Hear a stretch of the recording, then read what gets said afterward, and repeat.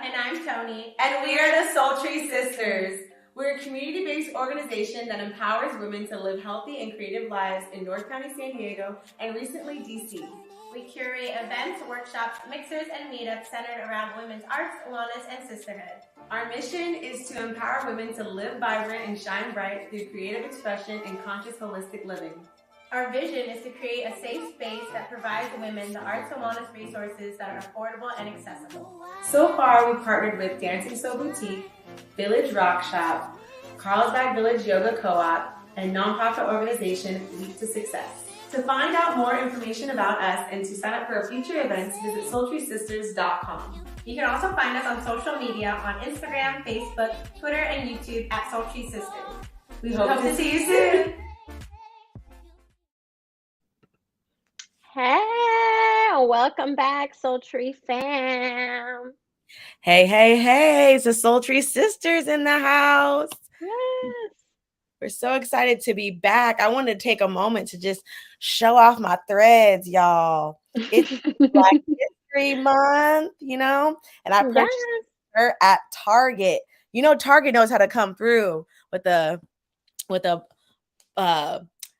Black History Month, but they just do it all year long. Target is known for partnering with Black creatives for clothing, for houseware. Y'all know the other week we were talking a little bit about our Tabitha Brown bags. I got that here too. I'm just rocking everything. I'm not wearing my shirt. Yeah, I'm not wearing my shirt today, but yeah, I have a sweater and a shirt from the new Black History Month collection, and I got the Tabitha tote, and I got the Tabitha picture thing that I've been using as a vase for my flowers. So yes, we support Black creatives, and we especially love some Target. But yeah, so welcome back, y'all, to our book club. So this month we're reading All About Love. So of course, before we get into it, let us know where you're tuning in from, what you're sipping on. You already know the deal. Well, I'll go first. I'm feeling a little bit under the weather, so I feel like I'm trying to bring extra energy. So I'm gonna be a little bit maarte today. Maarte means extra in Tagalog. I'm on some turmeric, ginger, and orange tea to kind of combat what's going on in here. Some healing tea. Herbalist Tony, do you approve of this brew? Yeah. Turmeric, ginger, and orange. That's good. And I'm tuning in from San Diego. And here's an extra bit, y'all. Normally we just share what we're sipping on, but I want to share what I'm nibbling on. Snacking on. What you're snacking on.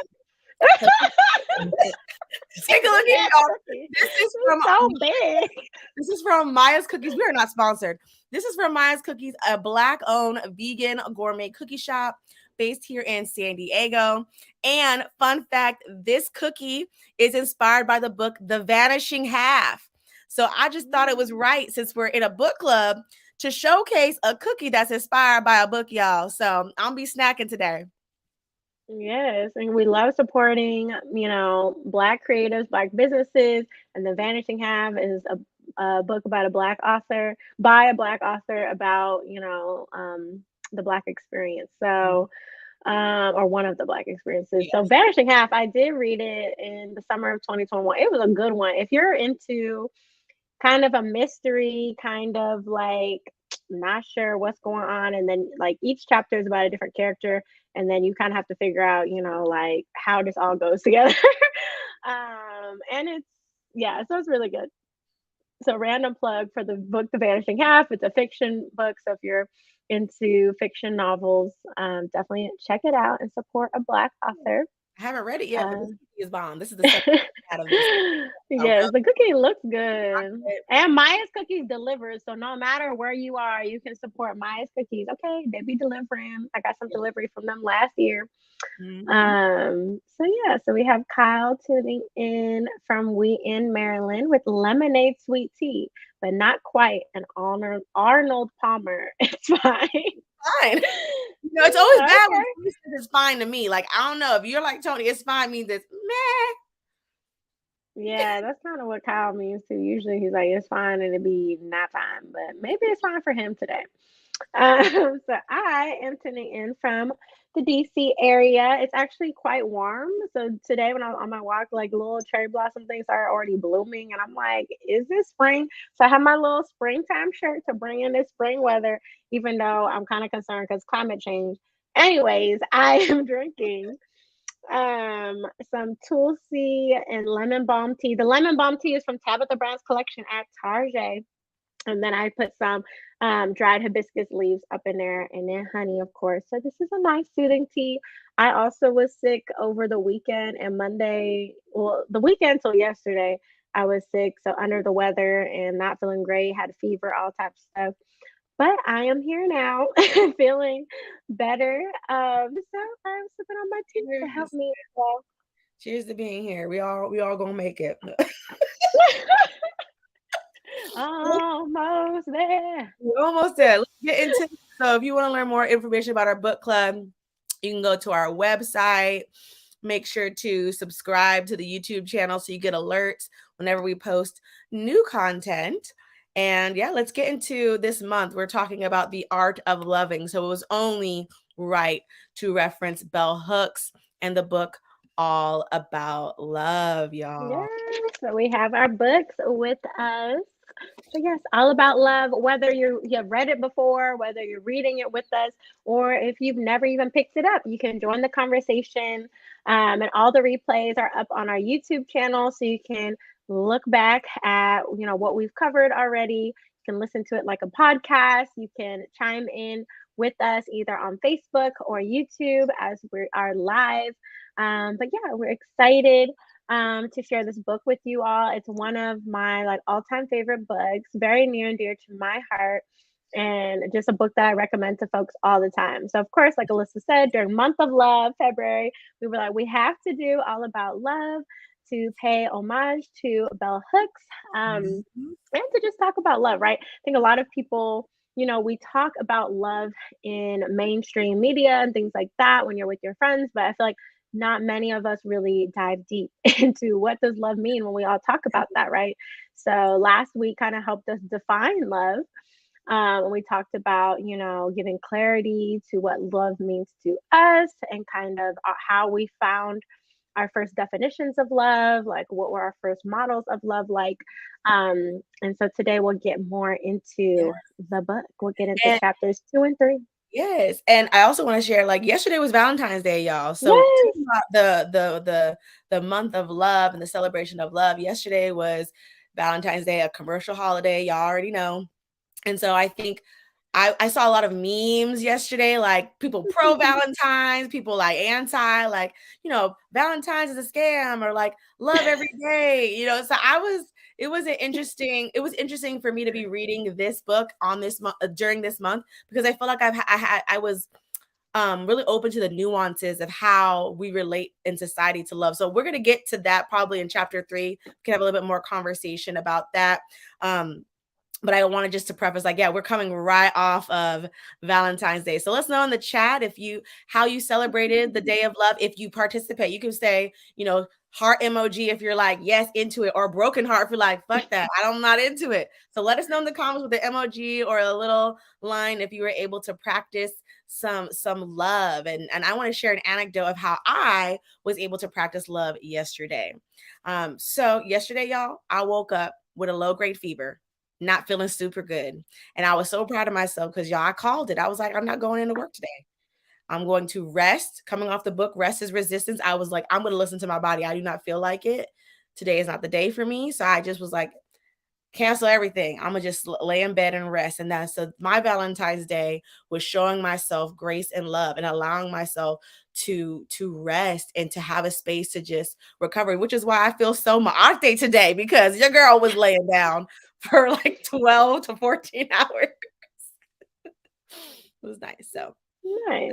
But we wouldn't be Sultry Sisters if we didn't talk about Galentine's Day. That's the real holiday. So the 13th of February on Monday, we did have our Sultry Galentine's Day social in Carlsbad. So we had some of our community members come there. Alyssa led a cardio dance class. And then we had some crafts. So we did some coloring pages. We had a love letter to ourselves. And then we featured Maya's cookies. And we were in a local woman-owned business, Dancing Soul Boutique, that we partner with all the time. So, of course, so that is what we really love celebrating at Soul Tree, getting together with our Soul Tree sisters, our Soul Tree fam, and having a good time. So that was Yeah, that's something. really our day of love. We love to Mhm, celebrate sisterhood and community. So thank you for mhm, mentioning that, Tony.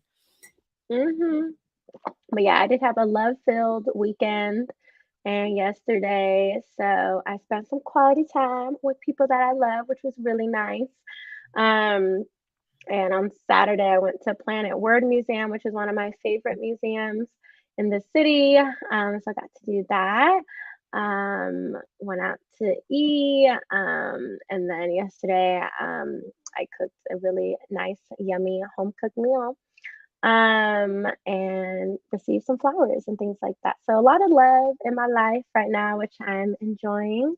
And yeah, I also took Monday off, yeah, because I was sick. So that was like, I guess, kind of like a self-love thing to do Yeah. too, which was really hard for me to do. If you know me, y'all, through my childhood, through my parents, through society, I've been ingrained to work, work, work. So taking a day off just Work, because I'm work, sick work, is work. like weird. Yeah. So I did do that.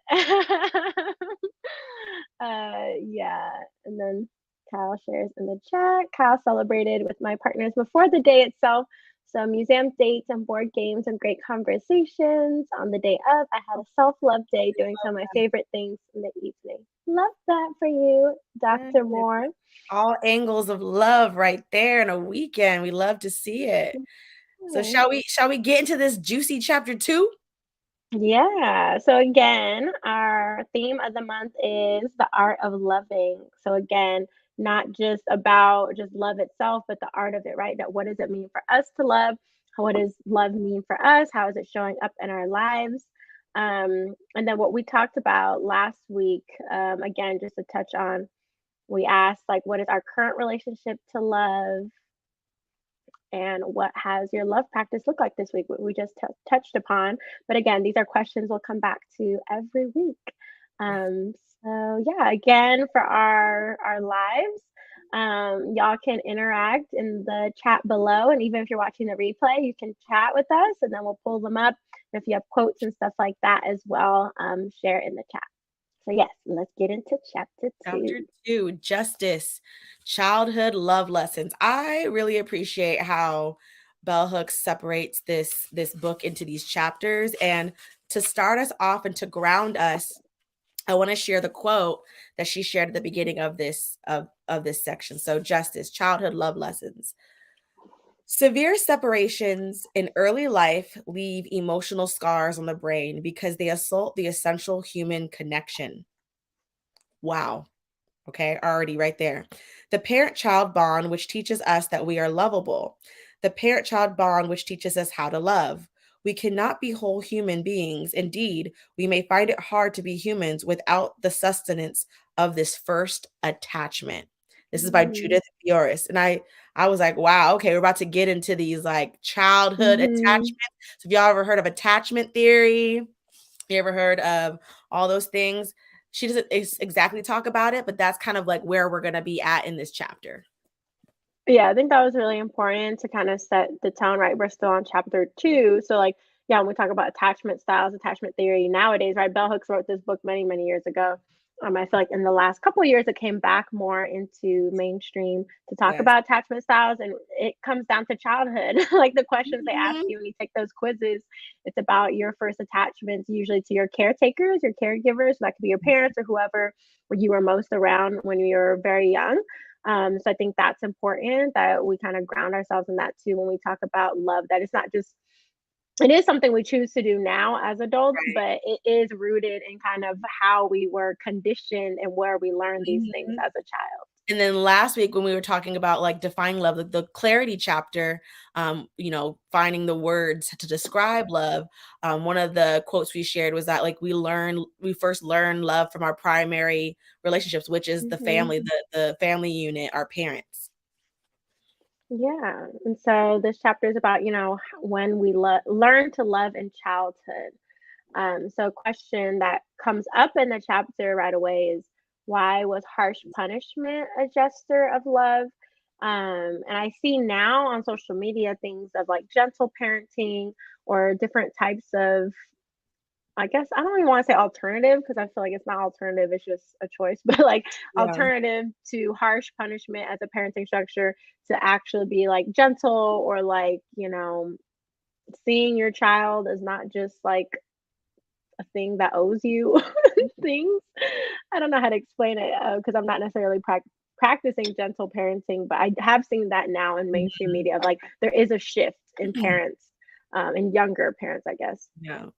So we're going to share a few quotes that's talking about this. So the first quote we wanted to share is, there is nothing that creates more confusion about love in the minds and hearts of children than unkind or cruel punishment meted out by the grown-ups they have been taught they should love and Mhm. respect.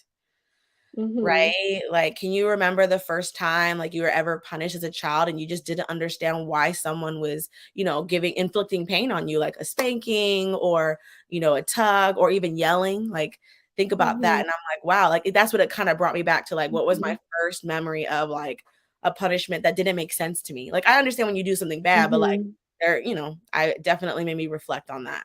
Yeah, and I think in the quote too, she says unkind and or cruel, right? Because I think sometimes we think of like when we think of abuse or like the negative things that we kind of talked about last week, we think of like stuff that is cruel, but she also names it as unkind. Like I think that's why there is a shift to gentle parenting because sometimes Mhm. even yelling at a kid can just be unkind, right? Because they, tiny humans are learning everything for the first time. Like we are adults. A tiny human's not really gonna know to like not put something on the surface because it's gonna fall over. They don't know. Mhm. They're a tiny human. So even being like sometimes punishing in those ways can be unkind. And it is like it gets ingrained, right? There's certain things I feel like now I just get like super anxious about because as a kid I was punished for certain things that seem very trivial now that I'm an adult, but it's so like it's Yeah. myself, I'm just like, oh my God. And I have to tell myself, like, oh, Tony, you're not a child. You're not there anymore. Like, you don't Mhm. have to exist in that way, but it definitely gets ingrained. And yeah. Emotional scars in the brain. She says that in that Mhm, opening quote. Like, I'm like, yes. mhm. Next quote we wanted to share is, children grow up believing love is only about getting your needs met and your desires filled. I thought that was really, really interesting. Mhm. hmm Like, oh, let's see. We have a comment. Yes. Making sense is so important in the context of punishment for children. People think punishment is loving because it's teaching a lesson. But if it doesn't make sense, it's just cruel. Thank you. Yes, Mhm. precisely. Yeah. Yeah, exactly. I feel like, especially to, tiny humans, it's like, I have seen some stuff from parents online and that do more of like the gentle parenting, or I don't know what other terms people use, but they more so like speak to their children as like adults and not in a weird way, but more so like, oh, do you need space right now? Or especially if the kid is throwing a tantrum, like, are you angry? Are you sad? Like, do you need space? Do you want a hug? And I feel like the way I was grown up, like, or raised, like, it's like either you do a thing because the parent or the adult told you to do a thing, or Mhm. then you're punished. And it's not necessarily like you having agency as a child. And I think that's what she really goes Yeah. into in this chapter is like children have their own agency and autonomy, and they're their own people, right? Tiny, if we think of them as tiny humans, not extensions of our humanness, just Mhm. because you might have birthed or raised a person doesn't mean that they owe you these things. I feel like parents, many people who aren't healed do. Yeah. Mhm. Yeah, and then the second quote about growing up believing like love is only about getting your needs met is like Mhm. that's when we talked about last chapter about care, like the difference between Mhm. care and love and affection. So care is Yeah. like giving you a roof over your head, your needs like food, Mhm. shelter, water. So yeah, like there's been I can kind of reflect on those narratives that you get like, You have clothes, you have this, like what more do you want?" Like I remember hearing that as a child, like what more do you want?" I'm like, Mhm. so the desire is like you want something, like you want a game or whatever. It's like you already have this, and it's like to not be able to advocate for things, or like you have to like either do something, so get the good grades and then you'll get that, or do this and then you'll get that. So I feel like as a child I learned more about the transaction relationship. Like, you did this to get this. You don't just get it because you ask for it. You get it because you have earned it. Like, and that's to love. Like, you don't get it because like, oh, I want like a hug. It's like, no, what makes you deserve a hug? What did you do? And I feel like it's like a lot of it. I feel like growing up for me, a lot of it was like the emotional stuff. The emotional needs weren't met because the like tangible material needs of like a roof over our heads, like food, clothes, like paying for dance class, whatever. I feel like that was used as like, oh, we love you, we do all these things. But like as a tiny kid, I was just like, but I want to feel like cared for. I want to feel like emotionally supported, or I want to feel that like you're proud of me regardless of what grades I get, or if I'm like on stage or doing stuff, right? Like, yeah, I did feel like there was a means to an end of like the type of love, like care and stuff that I received. And I feel like it was not understood that maybe there's other ways to show. There's more. And like, it was words. Like, I remember being asked all the time, like every day, like, did you eat versus like, how was your day? Like, or how are you feeling, right? Because like sometimes it's like even just the check off, oh, you went to school, you went to dance class, okay, you're good. And like from a young age, in a young age, I experienced like mental health issues and struggles, and my family didn't know because they just would check off the box of things like, oh, you seem like you have everything you need. And like inside, I was like, but you don't see that I am struggling. So yeah, I feel like that's where there is kind of a gap with like children and young people versus their caregivers, is like there's not necessarily always that communication of like asking the child what they actually need and not just the parent giving the child what they think they need. Or like, what makes you feel loved? Like, that was never, that's something I'm navigating through reading this book, you know, like my adult years, not even when I was a child. Yeah. And I feel like parents too, they do like, oh, well, I want to give you a better life than I had. Right. And it's coming from a good place. Like they mean well, but it's just like, okay, maybe you didn't have a lot of material things growing up and that's what you wanted. But like, you know, maybe this kid needs more emotional support, mental support. Maybe they need freedom to explore their creativity. Like that's why I think parents too also I'm not a parent, but I have experienced from having parents that I feel like there's that gap, right? Where like they want to do what their parents didn't do, but then they don't realize that they're still missing certain things sometimes. Yes. That brings us into the next quote is, abuse and neglect negate love, care, and affirmation. The opposite of abuse and humiliation are the foundation of love. Like that's talking about childhood, like, and it's not just abuse, it's also neglect, like neglecting to practice that emotional intelligence. Like that's a form of neglect, in my opinion, to not acknowledge the child as a whole being, not just like do this, do that, you know, making sure like care. Yeah, I think also when she mentions humiliation, I think that's a lot of what punishment is to kids when you're special little. Like if you're at the store and then your parent just starts yelling at you or like pulls you over here, it's like then you're like humiliated because sometimes maybe the kid doesn't even realize that they did something wrong, and then their parent is just like scolding them in front of like everyone. Or you go to school and you do something wrong and then you're scolded in front of everyone. And so yeah, it's like this thing of like humiliation to like teach someone a lesson to, right? Versus actually telling them like, you know, this is actually, you know, what you have to do. I don't know how to word it, but yeah, I feel like that's a part of the punishment that parents do a lot. And I see this on social media too, when like parents like videotape their kids doing something like kind of bad or embarrassing or something, and then the parent kind of like not all the time scolds the kid, but kind of does it in a way where then the kid is humiliated. And like the kid also maybe didn't like have agency to be like, yes, post this about me.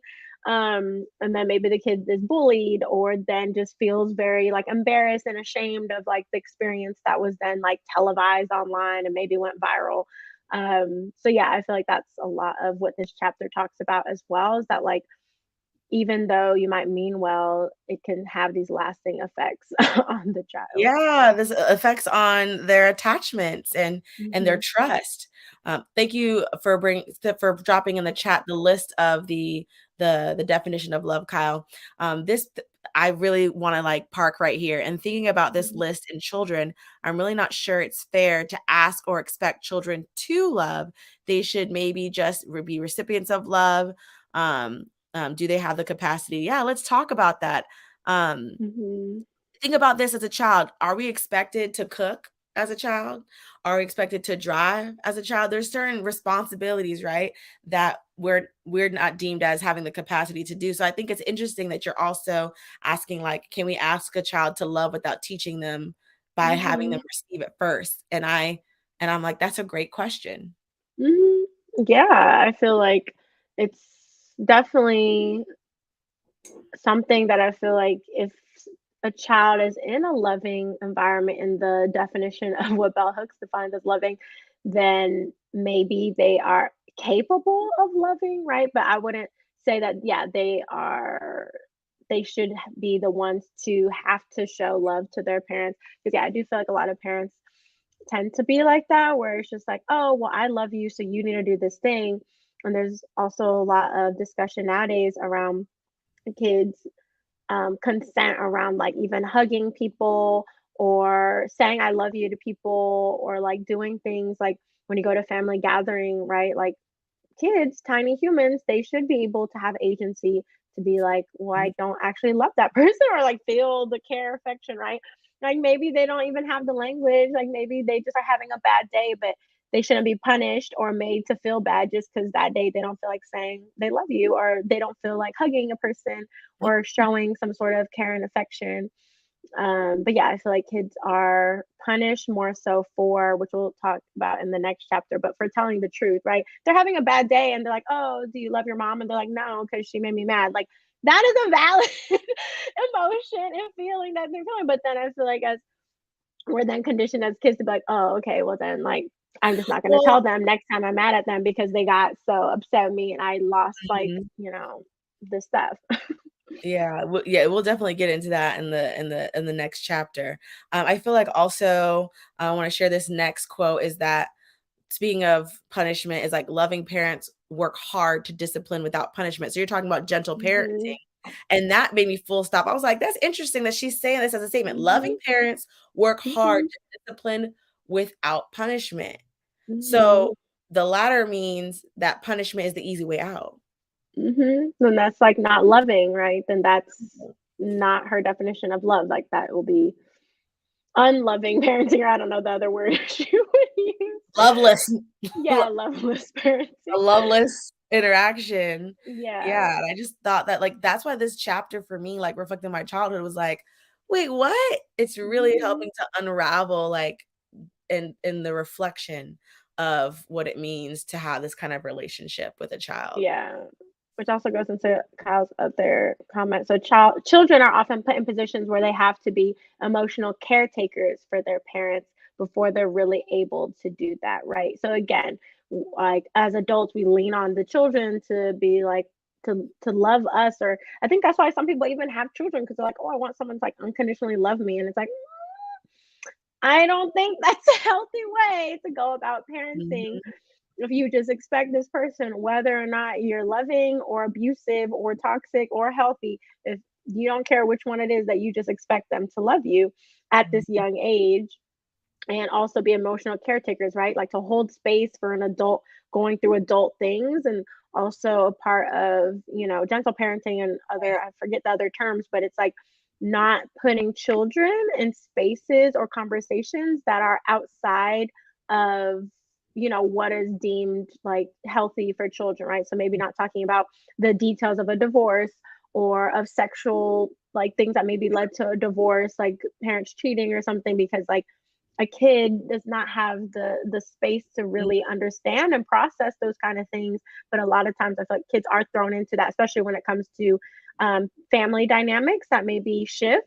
I feel like a lot of times the children end up being the mediators between parents and like caretaking the emotions between parents that like don't want to talk to each other. They're like negotiating visitation. All that stuff is a lot for a child to have to go through. So, like, well, I think about this too, like yes, the divorce, but like also parents when they're like I just remember like these are saying that kind of that these are things that flash to my memory. Is like, can't you see I had a long day? Like if I have to tell you one more time, like, can't you see I have a long day? Like children don't understand what a long day looks like on your face. They can't read your mind. They don't know that they just know that like when a dog comes, it's like, hey, like they just excited. And I feel like not all dogs get the same grace, but sometimes I feel like it just be different. And so going into Yeah. I was gonna say, yeah, because I feel like that just shows how many adults are not in a healed space, right? Because I feel like as an adult in a healed space, want to be able to be like, "Hi, child, I'm having a long day. This is a tough for me. I need 5 minutes of Tony time. I'm be in my room 5 minutes. You can do this thing over here that we know you like doing, that you're safe to do, and then we can come back and like, and to even be able to talk to the child versus at the child, right? I think that is what a lot of those dynamics miss. Because then the kid is just like, oh, I don't know what's going on, versus being like helping them understand that like I need this time, or let's actually do this instead. Yeah, so I feel like there's definitely ways around it. And it goes into this quote, like setting boundaries and teaching children how to set boundaries for themselves is an essential part of loving parenting. So that, Tony, what you said is a great example of teaching a child like, oh, you can then say, hey, mom and dad, I'm going to go into my room because I need some time and space. And they learn it's okay to do that. If you practice it, they'll learn it. And for me, I'm like, I didn't really learn boundaries because I wasn't modeled that type of language. And so that's what you were talking about. And then going to this quote made me think like, wow, yeah, like the boundaries of like, would you like to hug your auntie? Would you like for me to close the door while you get changed or whatever? Like all those kind of things. Little tiny stuff. Yeah, exactly. And I think that's so important because, right, I feel like now as adults, we more so are like, oh, setting boundaries. We read Set Boundaries, Find Peace the other year, which is great. But it's just like, if I were to have learned that as a child, I feel like many things in my life would have been not necessarily easy, as in not challenging, but just like better equipped. I would have been better equipped to live life having models of having boundaries, and healthy boundaries at that, right? Because I feel like we had models of very porous boundaries, adults in our lives. But yeah, I think that would have been healthy. And yeah, because then I feel like sometimes as adults, I'm kind of like, well, dang, like now I gotta like undo all this stuff. Like it is hard. So it's like, yeah, if we can, teach the younger generations at earlier years that like these are things that are healthy, I think it can help everyone, right? Because then they grow up and have healthy boundaries and then exist in these healthier spaces and so on and so forth. So yeah, it's just very important. Yeah. And then going into this, Tony, is like joining the ecosystem of healthy individuals in the world. So also why it's important for children to have adults in their lives just as their parents. Like that's what Kyle's saying, to give parents a break and also to increase the odds of having a healed and healthy person around. Yes. Like we grew up in daycare, we grew up in extracurricular activities. And I will say that being around more than just like our parental and close family unit really did help to show me and model different forms of communication. I will say that did help. Yeah, I think it did help, but still, maybe I just have a bad memory as a child. But I'm like, I still can't really remember at an early age where I like saw like a healthy love, like how like dogs shares. I feel like I saw a lot of like unhealthy love type of dynamics, or caring and affection dynamics. So that's something I still have been thinking about since last week. Of like, I wonder, which maybe I can't remember, but I'm just very curious for myself. I like, when was an early experience of witnessing, like healthy love? Yeah, I can't remember right now. Yeah, I can't remember either. I just know that like I learned boundaries and all that stuff in daycare. Like I learned a lot about the consent and stuff from that. I did not learn that from the home. I learned that in daycare. And that's when I remember that was like for me like a bridging. Yeah. And so going into the next quote, love is as love does, and it is our responsibility to give children love, right? So no matter what the kid does, they could throw a tantrum, They could, be throwing up. They can do whatever they want, but it is our responsibility as an adult to give children love regardless, right? So it's not necessarily the kid needs to give the adult unconditional love. It's more so the adult giving the child all of this love, right, in the healthy ways, which I think is so important, which is not necessarily taught, I don't think, of like, being healthy in this way when you become a parent, right? I don't even think there's that many parent And I classes. Like there's childbirth class about like the physiology of what birth looks like, but I don't think there's as many classes that people go to about like what does it mean to be a parent?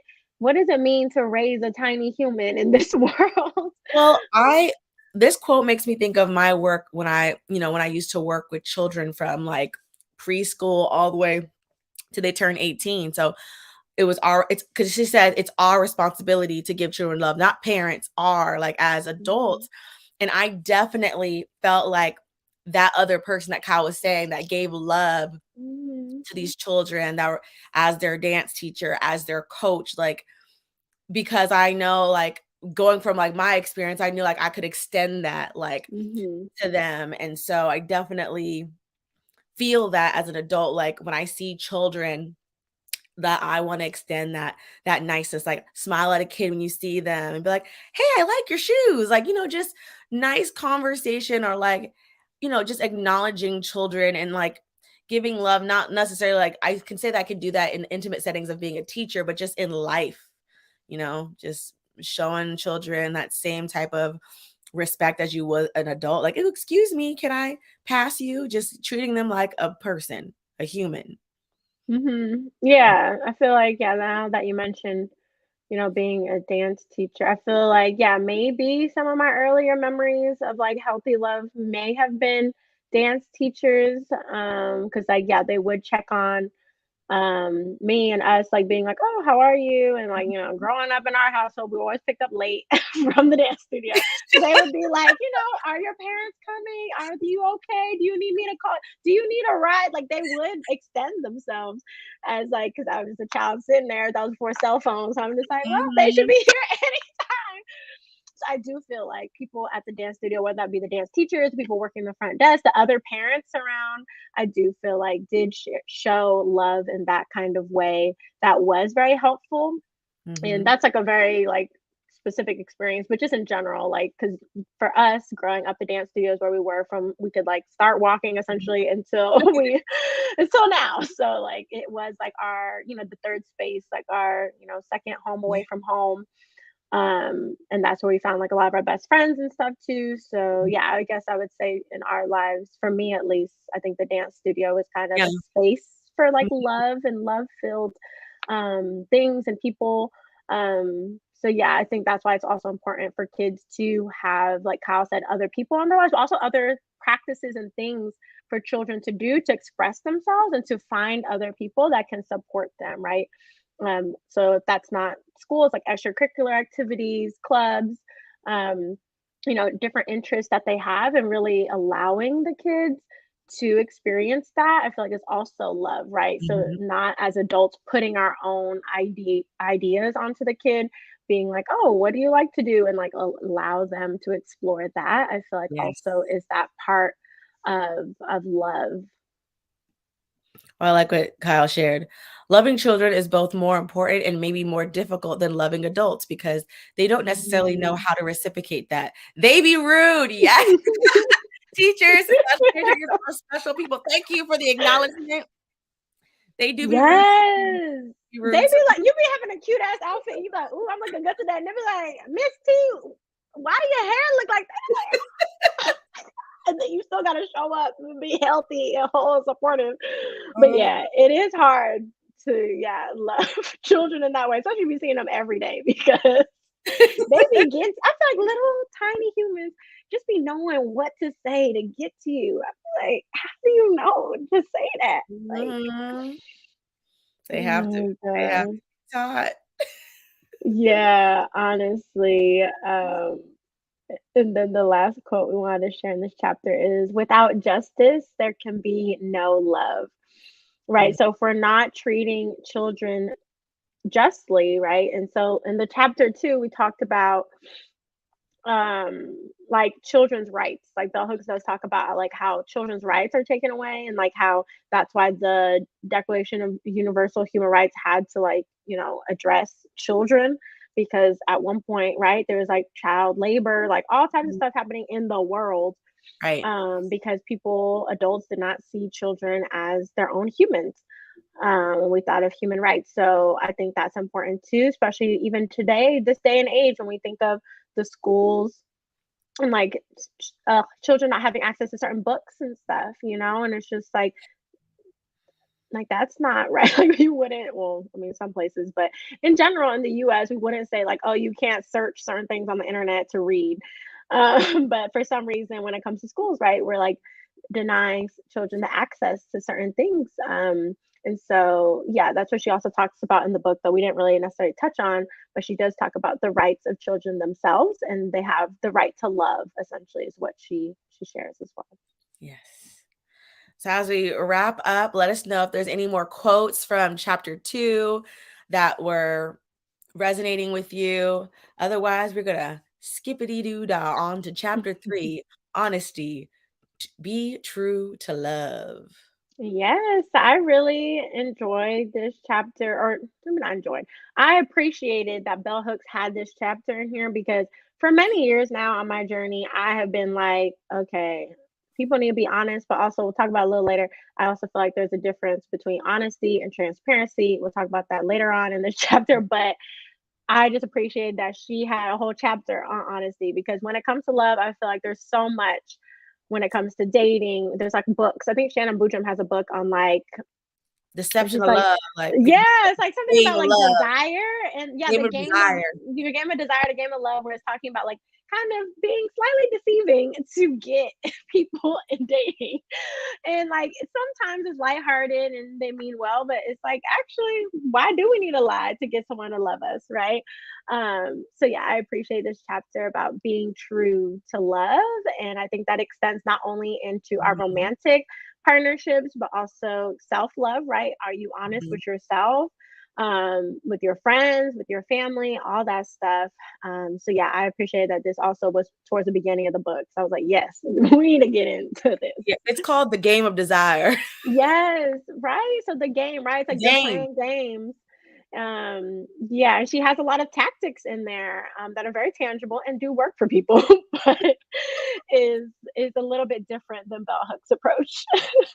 Yeah, so with honesty, be true to love, we want to open it with this quote is when we reveal ourselves to our partner and find that this brings healing rather than harm, we make an important discovery.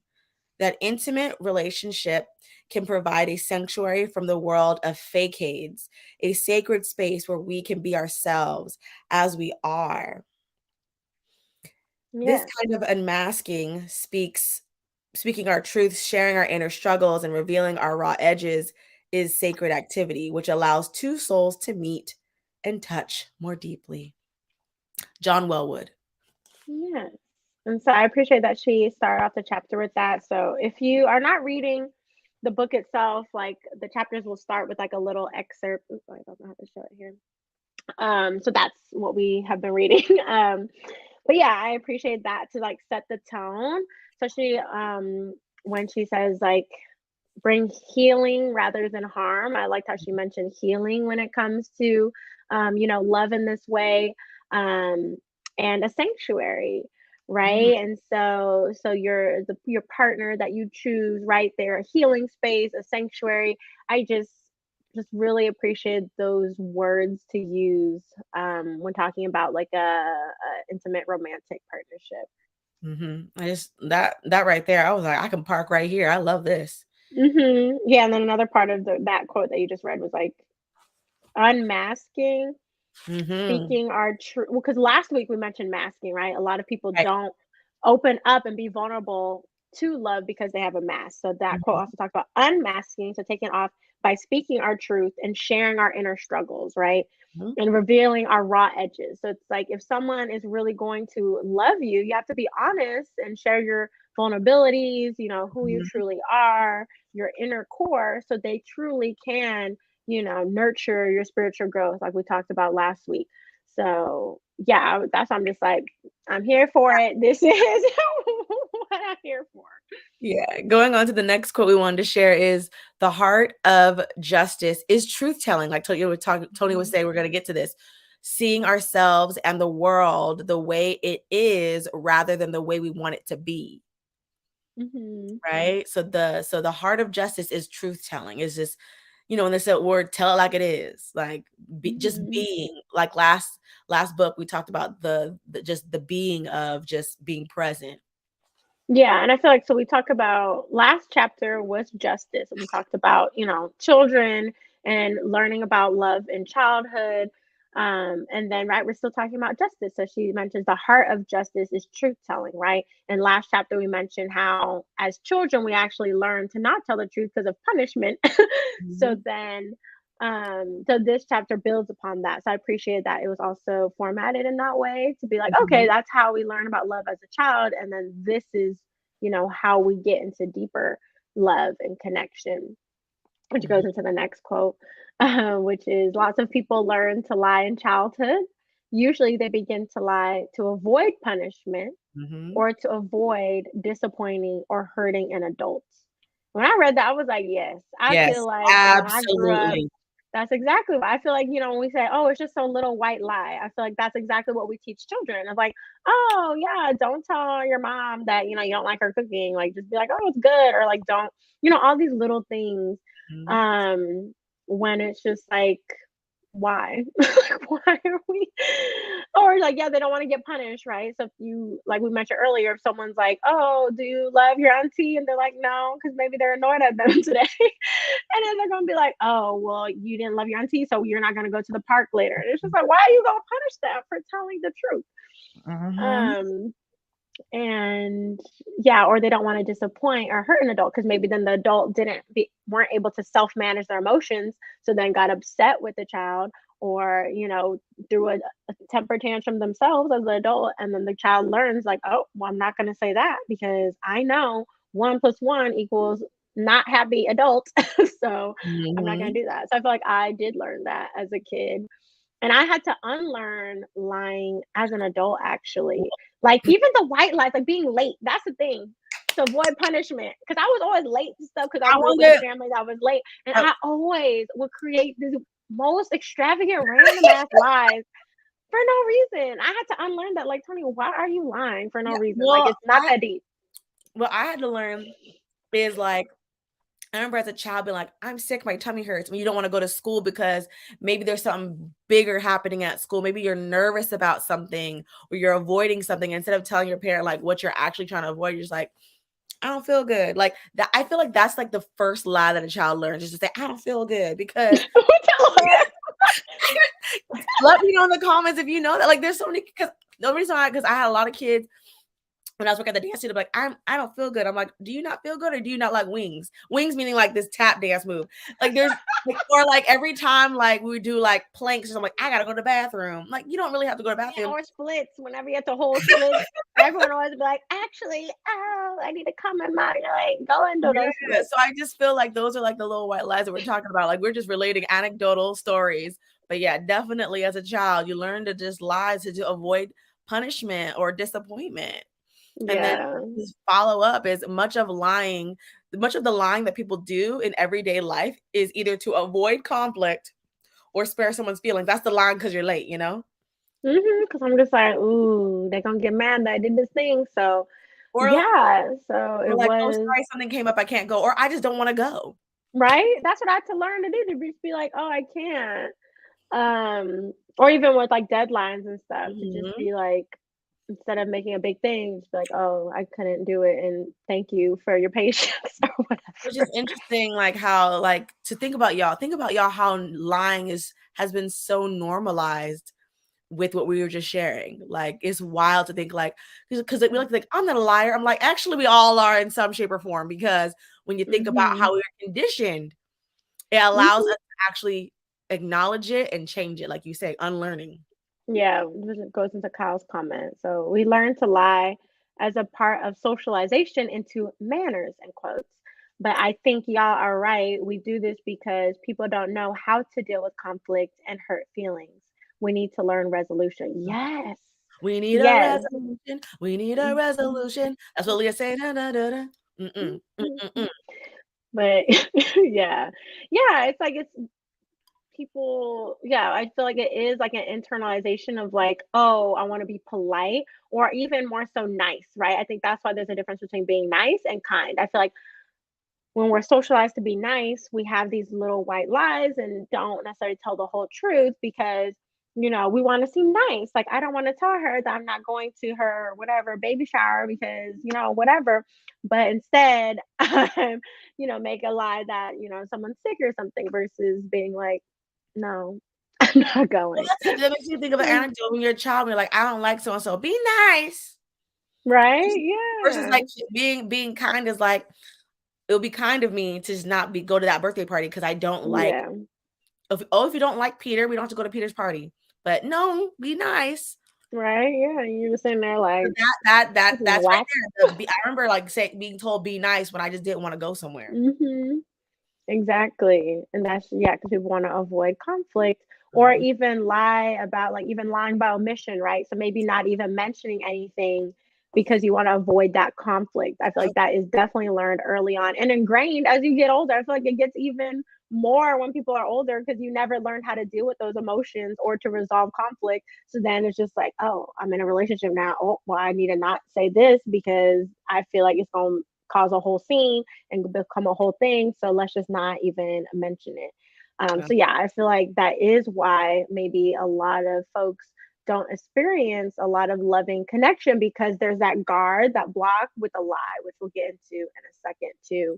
Yeah, which goes into that next quote. What Bell Hooks Mhm. shares is, she says, "The men I have loved have always lied to avoid confrontation or take responsibility for inappropriate behavior." I thought that was interesting. And I was like, Mhm. Yeah, so I feel like Bell Hooks, this book with All About Love is very like personal for her. So she mentions a lot of her like personal anecdotes of like things in her life. But she is very like, men do this and women do that, and it's kind of very binary in the language. very gender. But I do resonate with things that she mentions. So yeah, like feeling like saying that men have lied to avoid confrontation or to take responsibility. I feel like that is common. I wouldn't say that's necessarily everyone's like experience of like loving men and stuff, but I feel like I feel like there are men who aren't emotionally mature or emotionally intelligent. So then they default to lying to then avoid this confrontation, right? Like, oh, I'm not going to tell her that the pants don't fit because, I'm not trying to get into that. That's just obviously like a really small, trivial example. But it's stuff like that that I feel like then, makes it to where they're not actually showing up in a loving way. Right. I like this, Kyle. I think if we had more little white conflicts instead of white lies, we wouldn't be so afraid of having conflicts at all. That way they wouldn't feel so catastrophic. Catastrophic, yeah. Catastrophic. But I feel like when I see little white conflict, I think of little fires everywhere in the book and the show. Oh gosh. There's a little conflict everywhere, there's little fires. It's like, but just another literary reference. But yeah, and I also feel like the part about like so they don't take responsibility for inappropriate behavior, and I feel like that could be across the board, men, women, non-binary people, whoever. Yeah, I feel like people do lie to avoid having to be like, hey, I messed up. So they'll just be like, oh, I didn't do that, or oh, actually I did that because make all these excuses when they could just be like, yo, my bad, like I messed up XYZ thing. But I feel like because they don't have that accountability for themselves, and they don't have the love for themselves, right? Because I also feel like this honesty, being true, is for yourself. Like when you're lying and doing all this stuff, yes, it hurts other people, but it hurts yourself because you're not able to be vulnerable to actually open up your heart to receive this love and spiritual growth and all this stuff that Bill Hicks talks about. Yes. And let's get into this power and privilege section. I like how we're sectioning it off this way. So the first, I really appreciate this because I feel like it really contextualized like the motivation. So like you might be thinking like, why are we lying? Why don't we just tell the truth? Well, this is where Bell Hooks talks about like the motivation. And so the first quote we wanted to share is, males learn to lie as a way of obtaining power. And females not only do the same, but they also lie to pretend powerlessness. Pretend, y'all. Yes.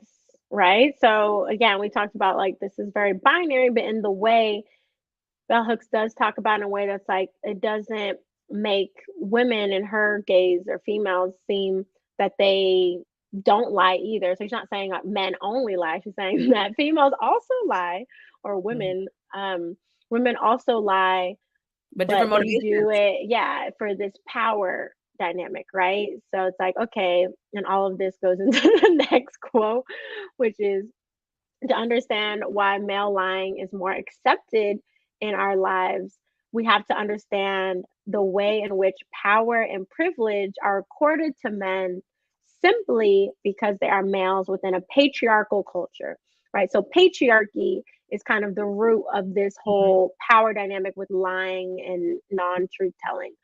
And I thought that was very important. When I read that, I was like, yeah, that's it, right? Because when we just say like, oh, men lie a lot or women also lie to get what they need, I feel like that doesn't really get to the bottom, the root of why though. So I feel like patriarchy is the why. And it goes into this quote is the message given males is that to be honest is to be soft. That's some patriarchal bullshit. Exactly. And like and then yeah, like boys and men and young people are conditioned when they're younger to not be vulnerable, right? To not show emotions, right? Like many young men are taught that like, oh, if you cry, then you're not as strong and masculine and all this nonsense. But yeah, it's like if everyone was taught at a younger age to be open and share your emotions in a healthy way and communicate your feelings and to resolve them in a healthy way, we would have a more loving society, right? But again, this chapter is kind of talking about the ways in which that's not happening, which goes into the next quote, which is lying is one of the most powerful weapons in the arsenal. And in this chapter, we're talking about in the arsenal of coercion and subordination, right? So, because in the chapter, Hooks is kind of like, so why are people lying? And then she goes into because they use it as a weapon, right? This power dynamic to coerce people. So when we think of a relationship, right? When we think of that book Game of Desire, it's like, ooh, I'm gonna coerce this person to date me. And it's just like, that's a power play right there. And then subordination, right? If someone is like, oh, I'm lying or omitting this thing. And so to keep this person in this power dynamic. So yeah, I think that also gets to the root of, the power and privilege. And kind of how patriarchy has really done a big number on us, especially It does not serve us, y'all. It does not serve us. Because I feel like a lot of times we think of patriarchy as like the big systems, right? Of like, overturning Roe v. Wade, stuff like that. And that is very much true and very important and impacts our lives. But it also gets into our intimate lives, right? Our interpersonal romantic relationships, our, friend relationships. It's like, what? Patriarchy. Okay, so yeah, that's why we need to, revamp all this stuff. Yeah, that's what goes into this next quote is like where the will to power is paramount, love will be lacking. And I felt like that's important when we're talking about patriarchy. It's not just the big system. It's like where you want to assert yourself over someone, there's no love there. Right. Yeah, and like a lot of people do lie in that way because they're like, oh, I want to have power in their relationship, like because they don't know this, so they're not gonna be able to break up with me because XYZ thing. And like that means that love is not in the relationship, right? If you don't want to be honest and all that stuff, which goes into the next quote, which is trust is the foundation of intimacy, right? So our goal is to have loving relationships that are intimate, right? And there's many forms of intimacy, but if we want intimacy through love in this way, trust needs to be at the foundation. I think that's what a lot of people just have not been at a space to receive and to give in that way. And so I think that's why a lot of the relationships are like superficial or short-lived because there's not that foundation there. That goes into this quote is lying diminishes and erodes the possibility of meaningful, caring connection. that it stands in the way in love, a way of love. Mm-hmm. So yeah, like I feel like this chapter about honesty is really helping us to unlearn, like, and just to study ourselves of like, what is our motivation? Like, when have we lied, and why is it a tool in our, why is it a tool for us? Can we throw that tool out? Do we even need that tool anymore? Maybe it's obsolete now that we know that it's not going to lead us to what we really all want ultimately, which is love and true meaningful connections. Mm-hmm. Which goes into Bell Hooks talks about loving justice, which I think brings in chapter 2 with chapter 3.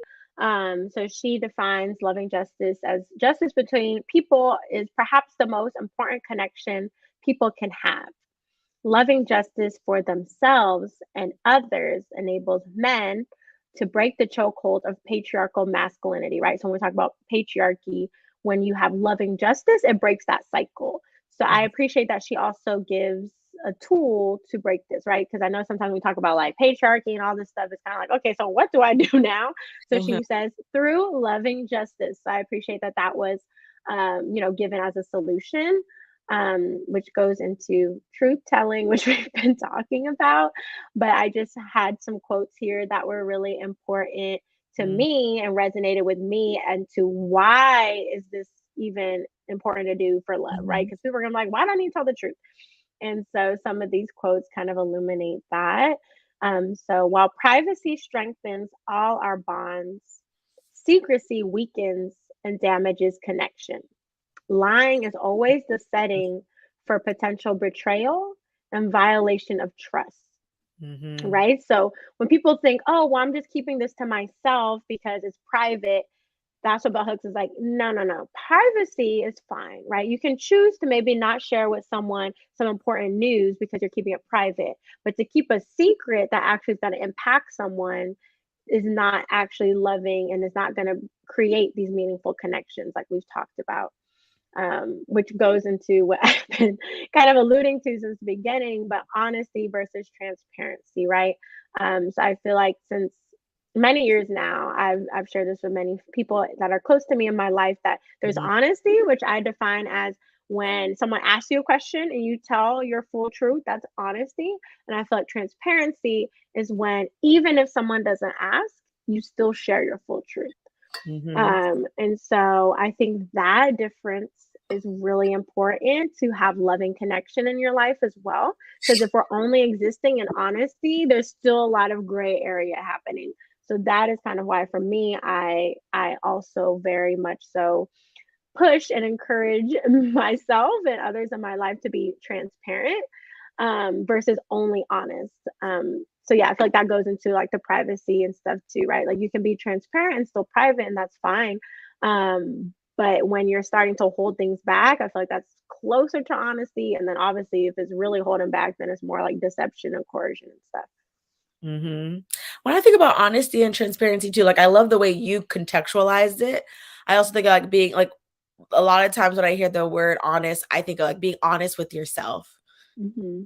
Being honest with yourself, and that goes into, Kyle's, comment is, "It's been brought up already, but properly loving someone requires that you know them well, but that requires that they know themselves and are honest and communicative about themselves."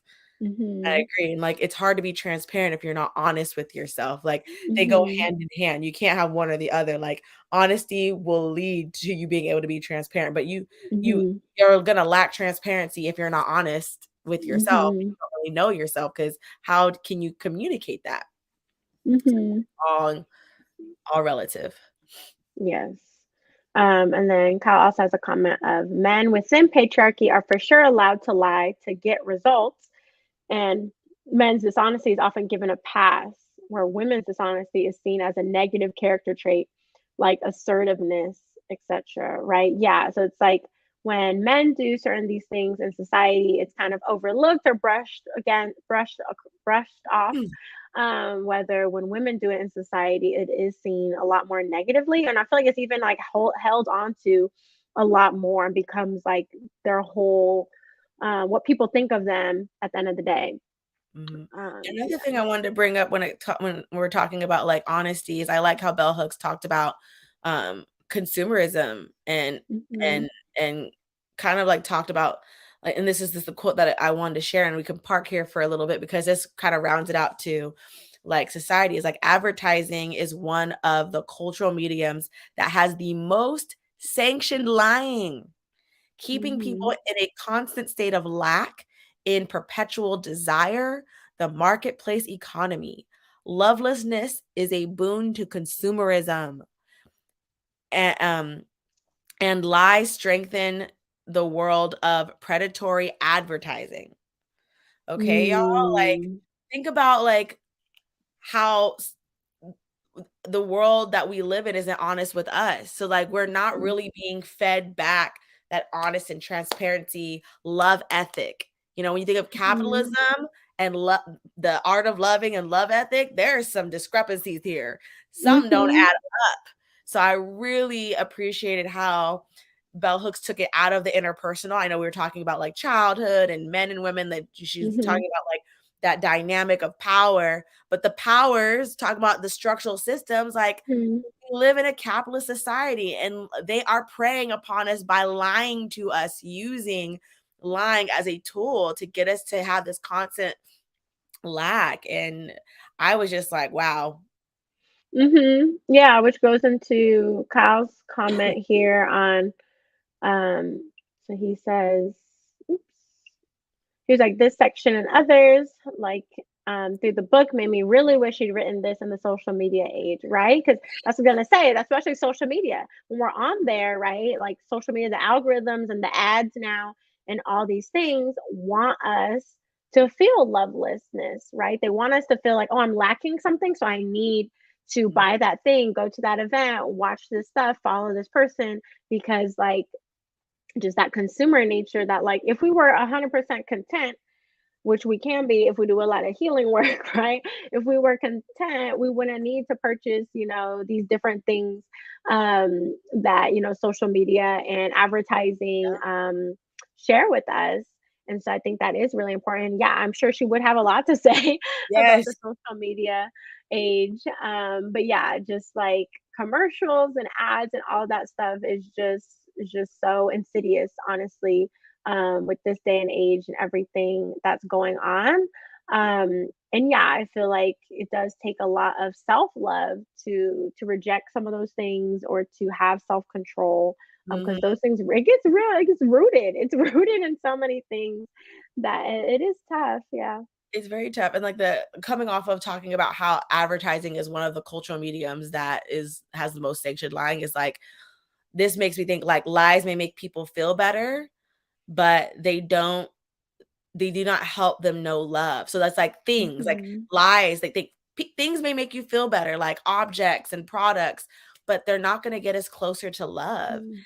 And so that's like those two quotes, like at the end, I was like, wow, she's really like having us zoom Hmm. out for a moment. Cause we got in this Hmm. chapter, we're so zoomed in. And how is it beautifully written that she, at the very end, she's zooming us out and having us like see it. Cause I feel like it gets so personal. It's like, I'm not a part of this. Oh, not me, not me. But she's like, no, baby, now in the world of consumerism and capitalism, we all here.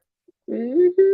Hmm. Exactly. Yeah. And yeah, so just to kind of close out the chapter, um, we have the quote: to know love, we have to tell the truth to ourselves and to others, right? So, again, to ourselves first and to others.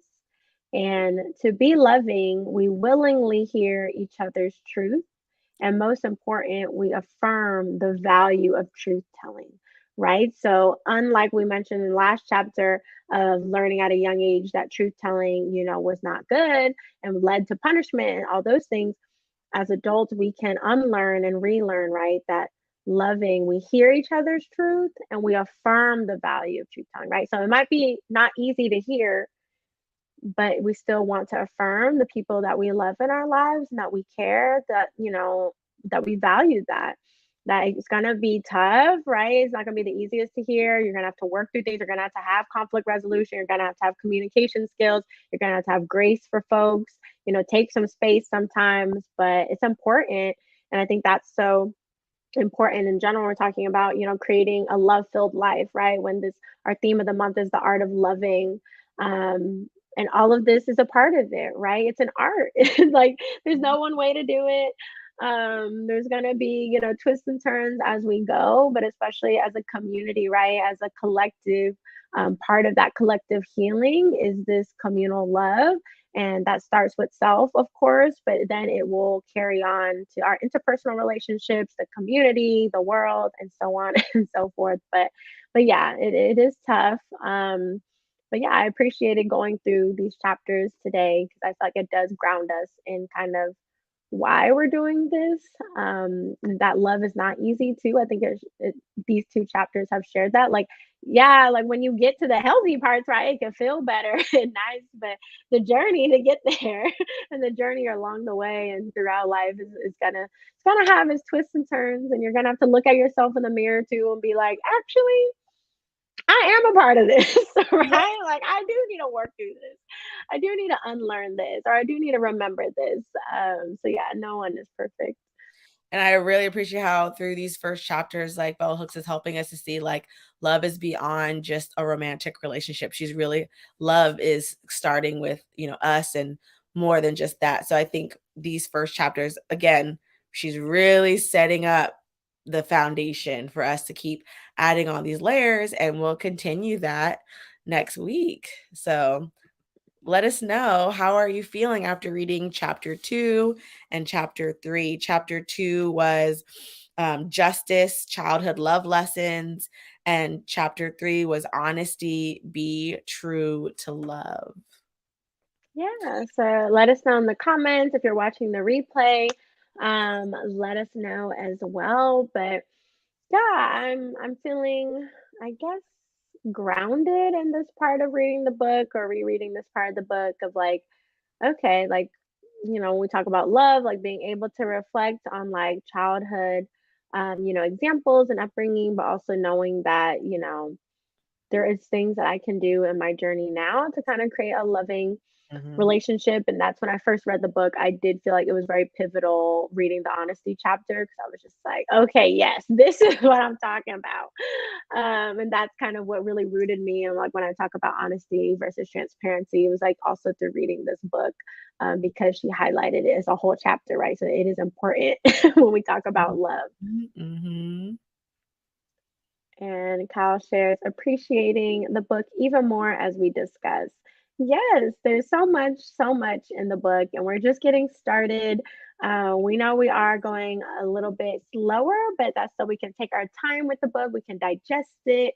We can really sit with it, have space, for us to be able to discuss what comes up for us. And yeah, so thank you all for joining.